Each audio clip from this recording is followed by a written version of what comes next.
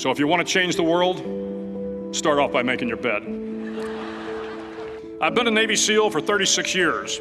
So here are the 10 lessons I learned from basic SEAL training that hopefully will be of value to you as you move forward in life.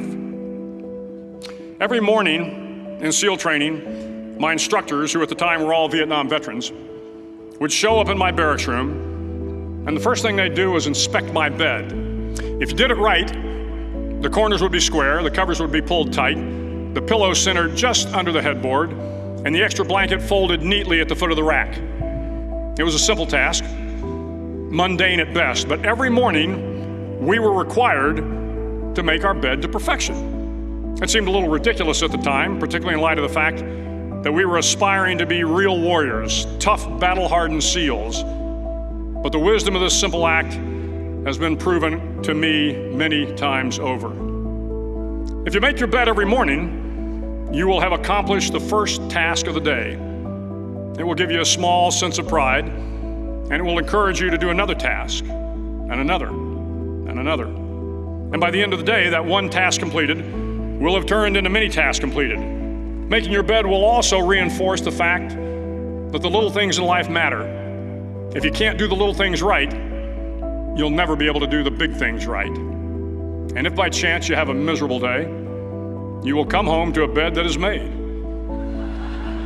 that you made. And a made bed gives you encouragement that tomorrow will be better, that it matters not whether you ever served a day in uniform. It matters not your gender, your ethnic or religious background, your orientation, or your social status.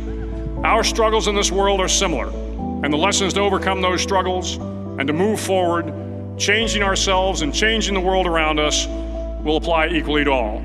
If you think it's hard to change the lives of 10 people, change their lives forever, you're wrong. But changing the world can happen anywhere, and anyone can do it. So what starts here can indeed change the world. You will fail. You will likely fail often. It will be painful. It will be discouraging. At times, it will test you to your very core. At that darkest moment of the mission is a time when you need to be calm, when you must be calm, when you must be composed, when all your tactical skills, your physical power, and your inner strength must be brought to bear. If you want to change the world, you must be your very best in the darkest moments. If I have learned anything in my time traveling the world, it is the power of hope, the power of one person, a Washington, a Lincoln, King, Mandela, and even a young girl from Pakistan, Malala. One person can change the world by giving people hope. If you want to change the world, find someone to help you paddle. During SEAL training, the students are all broken down into boat crews. Each crew is 7 students, 3 on each side of a small rubber boat, and 1 coxswain to help guide the dinghy. Every day your boat crew forms up on the beach and is instructed to get through the surf zone and paddle several miles down the coast. In the winter, the surf off San Diego can get to be 8 to 10 feet high, and it is exceedingly difficult to paddle through the plunging surf unless everyone digs in. Every paddle must be synchronized to the stroke count of the coxswain. Everyone must exert equal effort, or the boat will turn against the wave and be unceremoniously dumped back on the beach. For the boat to make it to its destination, everyone must paddle. You can't change the world alone. You will need some help. And to truly get from your starting point to your destination takes friends, colleagues, the goodwill of strangers, and a strong coxswain to guide you. So if you want to change the world, don't back down from the sharks. During the land warfare phase of training, the students are flown out to San Clemente Island, which lies off the coast of San Diego. The waters off San Clemente are a breeding ground for the great white sharks. To pass SEAL training, there are a series of long swims that must be completed. One is the night swim. Before the swim, the instructors joyfully brief the students on all the species of sharks that inhabit the waters off San Clemente. They assure you, however, that no student has ever been eaten by a shark, at least not that they can remember. But you are also taught that if a shark begins to circle your position, stand your ground. Do not swim away. Do not act afraid.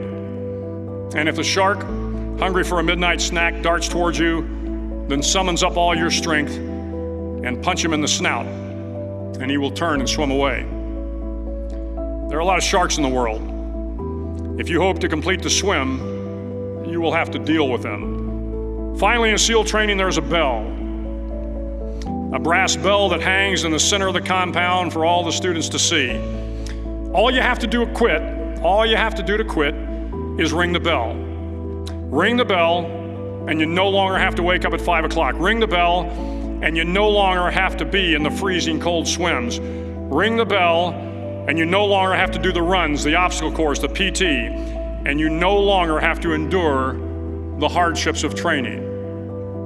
All you have to do is ring the bell to get out. If you want to change the world, don't ever ring the bell. Start each day with a task completed. Find someone to help you through life. Respect everyone. Know that life is not fair and that you will fail often. But if you take some risks, step up when the times are the toughest, face down the bullies, lift up the downtrodden, and never ever give up, if you do these things, the next generation and the generations that follow will live in a world far better than the one we have today. And what started here will indeed have changed the world for the better.